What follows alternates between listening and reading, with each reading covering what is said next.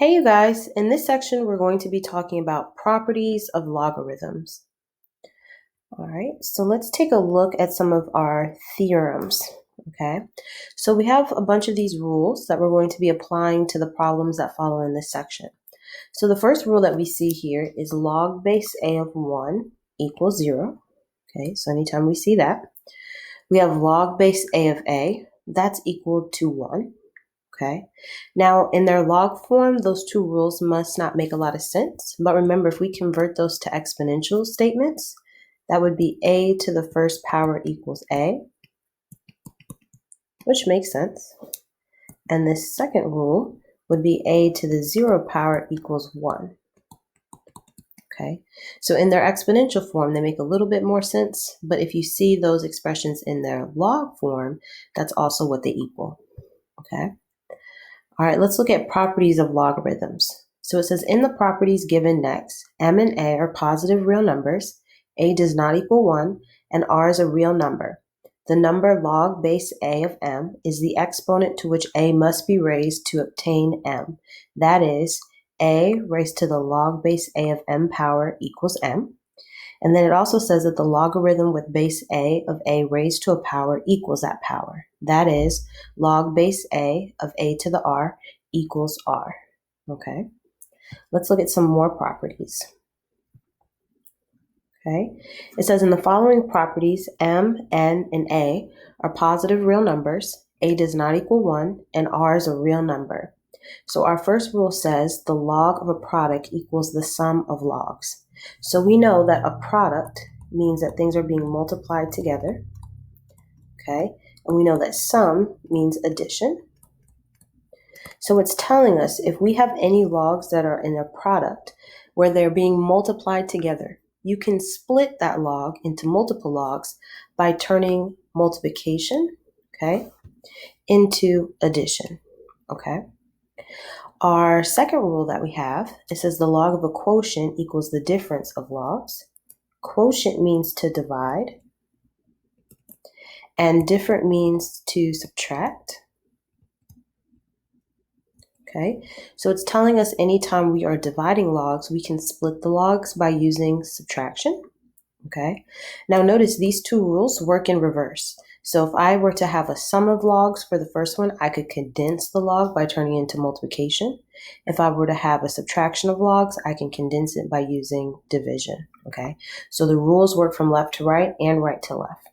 Okay, and our last two rules say the log of a power equals the product of that power and the log. So we have log base a of m to the r equals r log base a of m.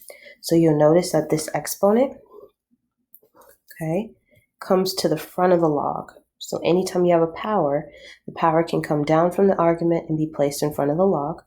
And the last rule says a to the r equals e to the r natural log of a.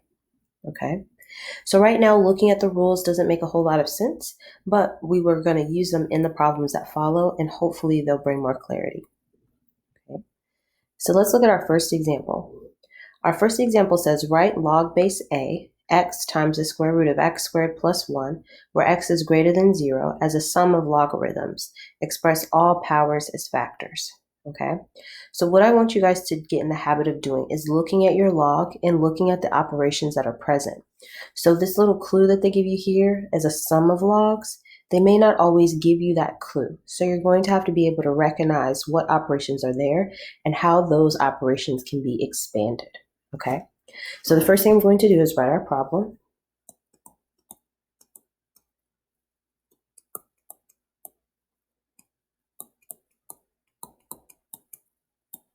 Okay, so we have log base a of x times the square root of x squared plus 1. Okay, and I want to look in the argument of my log. Okay, so I'm looking at the inside of this parentheses, and I'm looking for the first operation that I see. Okay, well, that first operation in there is multiplication. Okay, so if you see any multiplication, if you see any division, okay, those two expressions can be expanded. Okay, so if you see those, know that you can expand those two operations. okay?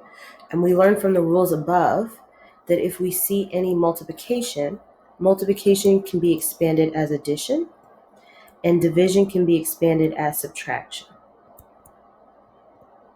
okay? So in my problem, since I see multiplication, okay, I can split that into two logs where the multiplication occurs. So I'm going to keep the base the same, the log, so log base A of x. This is where the multiplication occurs, so I'm going to add a plus.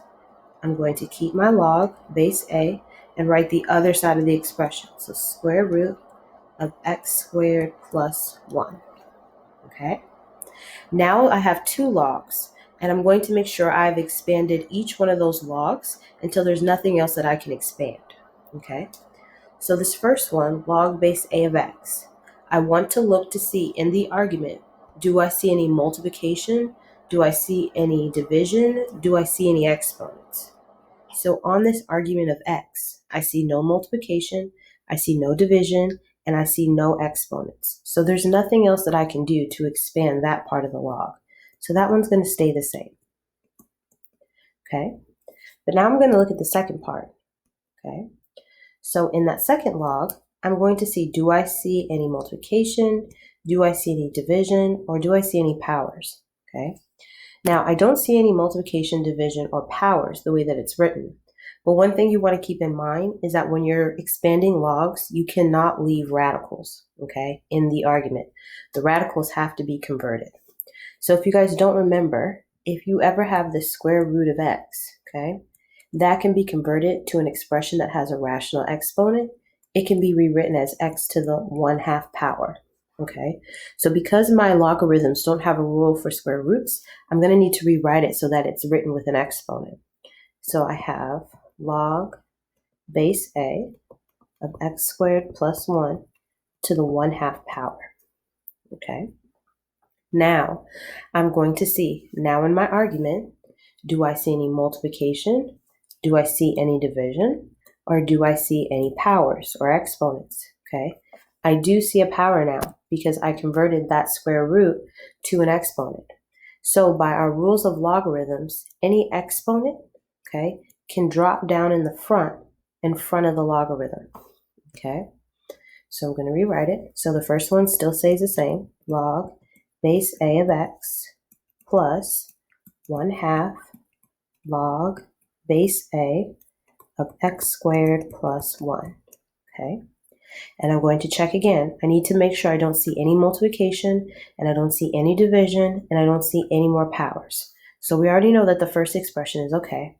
In the second expression, I don't see any more multiplication, I don't see any more division, and I don't see any powers here. So that one's okay. So I have completely expanded this log. So this last line would be my answer. Okay, cool.